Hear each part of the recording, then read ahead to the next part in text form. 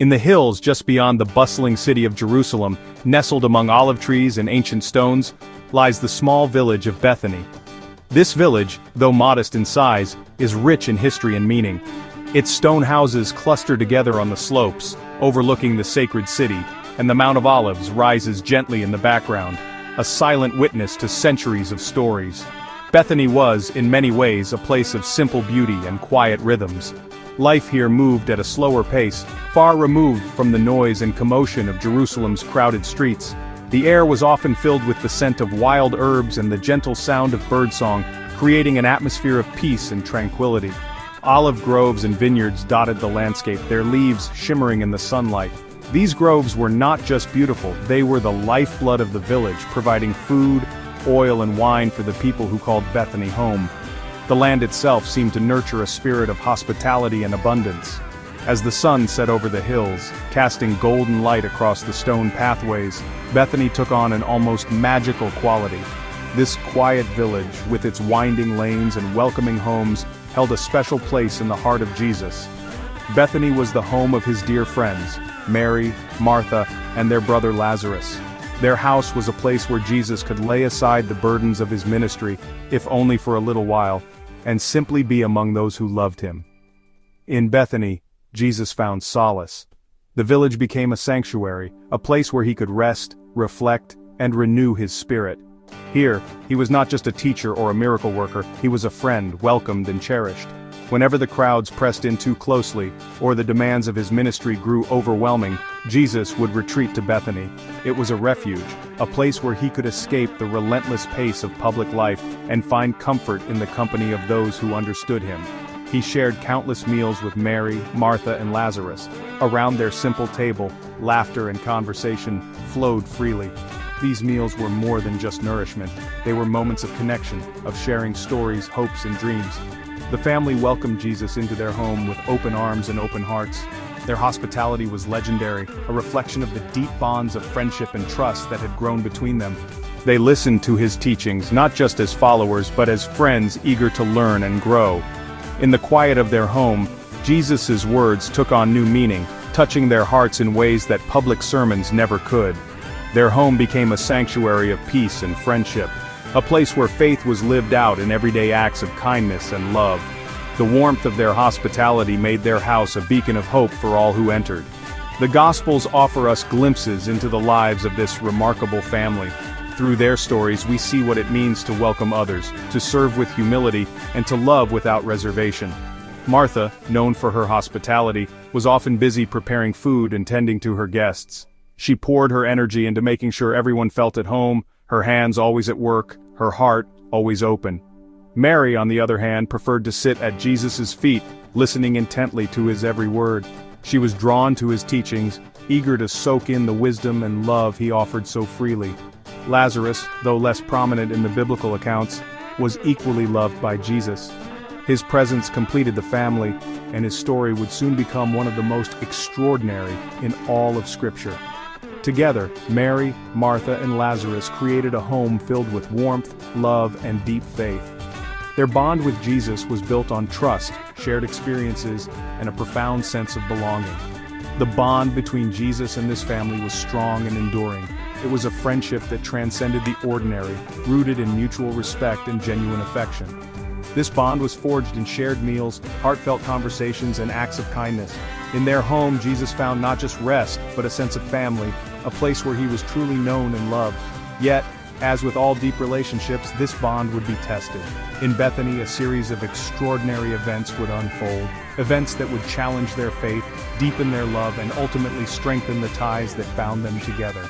These remarkable events recorded in the Gospel of John would forever etch the name of Bethany into the annals of Christian history.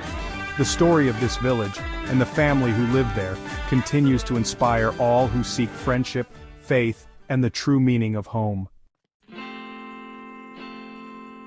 Imagine Bethany in Jesus' time. Picture the first rays of sunlight spilling over the rugged hills, illuminating a cluster of humble homes built from sun-baked stone and mud. The village slowly stirs to life, roosters crowing, and the gentle braying of donkeys echoing through narrow, winding paths. Bethany was more than just a dot on the map. It was a living, breathing community, shaped by the land and the faith of its people.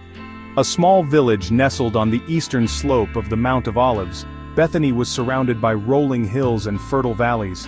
Its location placed it just a short walk from Jerusalem, yet it felt worlds apart from the city's noise and crowds. From this vantage point, one could gaze eastward towards the stark beauty of the Dead Sea, its shimmering surface reflecting the vast open sky. The landscape was both harsh and breathtaking, with the arid wilderness stretching out beyond the cultivated fields. The air would be filled with the scent of olive trees, their silvery leaves rustling in the breeze, and the sound of sheep bleating in the distance. Shepherds guided their flocks across the hillsides while children played among the groves, their laughter mingling with the calls of birds. Life in Bethany was simple, centered around agriculture and community. The villagers rose with the sun, working together to tend their fields and care for their animals.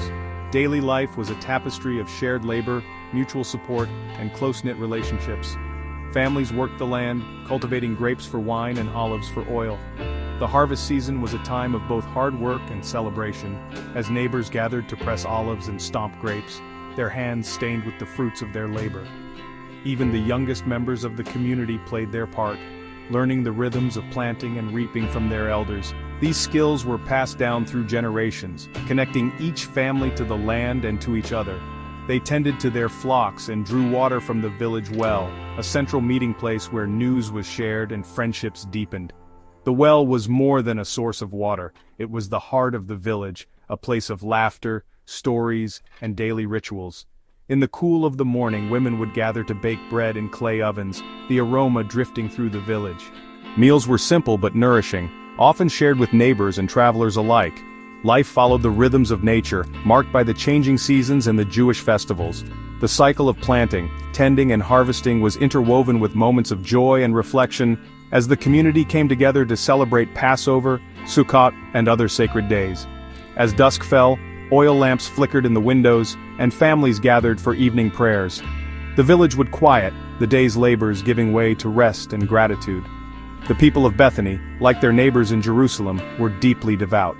Faith was woven into every aspect of daily life, from the blessings spoken over meals, to the prayers offered at sunrise and sunset. They followed the Mosaic law, and held fast to the hope of a coming Messiah. The teachings of the Torah shaped their values, guiding their actions and their relationships with one another. The synagogue would have been a central gathering place, where they would listen to the Torah readings, pray, and discuss matters of faith. It was here that the community found spiritual nourishment and a sense of belonging. Elders taught the young, passing on stories of Abraham, Moses, and the prophets. The synagogue was not just a place of worship but a school, a meeting hall, and a refuge in times of trouble. Despite its proximity to Jerusalem, Bethany offered a stark contrast to the bustling city. While Jerusalem was alive with traders, pilgrims, and Roman soldiers, Bethany remained a place of peace and simplicity. It was a place of tranquility and respite, where one could escape the political and religious tensions that often gripped the capital. Here, the worries of the outside world seemed to fade, replaced by the steady rhythms of rural life. Bethany was known for its hospitality. Travelers and pilgrims found welcome at its gates, offered food, water, and a place to rest. The spirit of generosity was a hallmark of the village, remembered in the stories of Jesus' visits. This peaceful atmosphere made it an ideal retreat for Jesus and his disciples. In Bethany they found not only shelter, but friendship, comfort, and a sense of home, a quiet haven on the edge of a world in turmoil. The Gospel of John recounts a profound miracle that took place in the humble village of Bethany, nestled on the eastern slopes of the Mount of Olives, just a short distance from Jerusalem.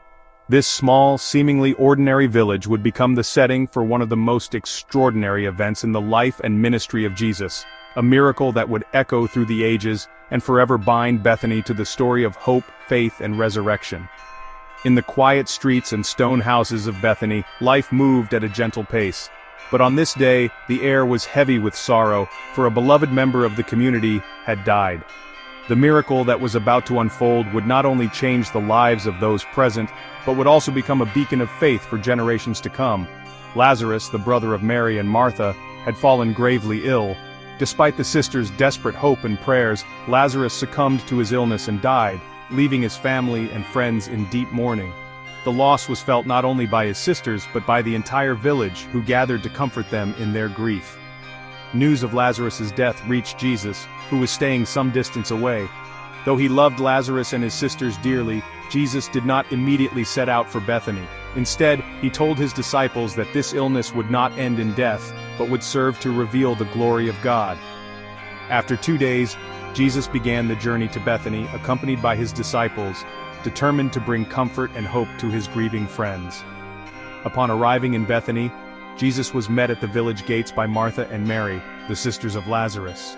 Their faces were etched with sorrow, their hearts heavy with loss. The reunion was emotional, filled with tears and longing for answers. Martha, ever practical and outspoken, approached Jesus first. With a voice trembling with both faith and pain, she said, "Lord, if you had been here, my brother would not have died, but even now I know that God will give you whatever you ask." Her words revealed both her disappointment and her enduring trust in Jesus' power. Mary, overcome with sorrow, could not contain her grief. She fell at Jesus' feet, weeping uncontrollably, her tears a silent plea for comfort and understanding. The pain of loss was overwhelming, and her heart ached with questions that had no easy answers. Deeply moved by the anguish of Mary and Martha, and by the mourning of the gathered friends, Jesus was troubled in spirit. He asked to be taken to the place where Lazarus had been laid to rest. The mourners led him through the rocky hillsides to the tomb, their footsteps heavy with grief and uncertainty. The tomb was a cave, sealed with a large stone, a symbol of the finality of death, the seemingly insurmountable barrier between the living and those who had passed on. For 4 days Lazarus had lain in the darkness, his body wrapped in burial cloths, his loved ones left to mourn and remember. Yet in the face of this finality, Jesus was filled with compassion and divine authority. He instructed the mourners to roll away the stone from the entrance of the tomb. Though some hesitated, fearing the reality of death, they obeyed his command, and the heavy stone was moved aside, exposing the darkness within. Standing before the open tomb, Jesus lifted his eyes and prayed, giving thanks to God for hearing him. Then with a voice that rang out across the hillside, he cried, "Lazarus, come out!" The words echoed with authority, cutting through the silence and despair. To the astonishment and awe of all who were present, a figure appeared at the entrance of the tomb. Lazarus, still wrapped in his linen burial cloths, emerged from the darkness, alive once more. The impossible had happened before their very eyes. The man who had been dead for 4 days was now standing among the living, embraced by his sisters and welcomed back by his friends. Tears of sorrow turned to tears of joy, and the village was filled with shouts of amazement and praise. The miracle was undeniable, a powerful testament to Jesus' authority over death itself. For those who witnessed it, there could be no doubt that something divine had taken place. The story of Lazarus would be told and retold, inspiring faith and hope in the hearts of all who heard it. In that moment, Bethany was transformed from a place of mourning to a place of celebration. The raising of Lazarus was not just a victory over death, but a promise of new life and the enduring power of love and faith. It was a moment of profound joy and wonder, a glimpse of the hope that Jesus brought to the world, a hope that continues to inspire and comfort people to this day.